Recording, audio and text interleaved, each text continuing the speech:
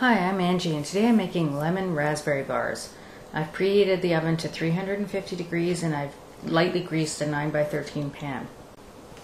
For the base I'm starting with 1.5 cups of all-purpose flour, and I've got 1/2 cup of icing sugar or confectioner's sugar. I'm going to cut in 3/4 cup of butter that's cut into chunks. If you don't have a pastry blender, you can just use your hands to do that. I like to pick up the butter and just squeeze it through my fingers and combine it with the flour. Once you can sort of pack the flour and butter together, you know it's ready. And we're going to press this into the bottom of the lightly greased 9x13 pan.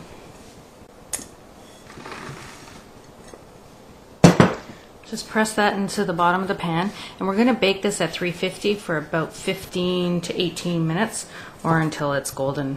Okay, so I'll pop the base in the oven and then we'll continue on with the rest of the squares.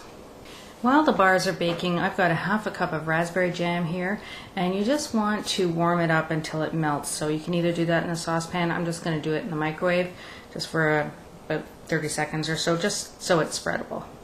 And then we're going to spread the melted jam on the base layer. Okay, so the base is done, and don't turn the oven off because now we're going to make the middle layer and put it over the top of the base and bake it.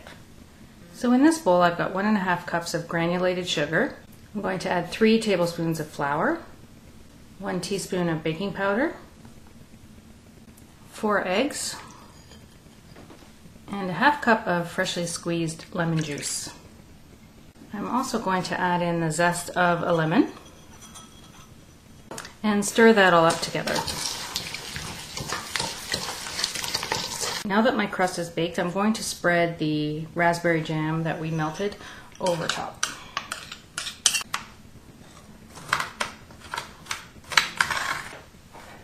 And now I'll carefully pour the egg lemon mixture on top of that.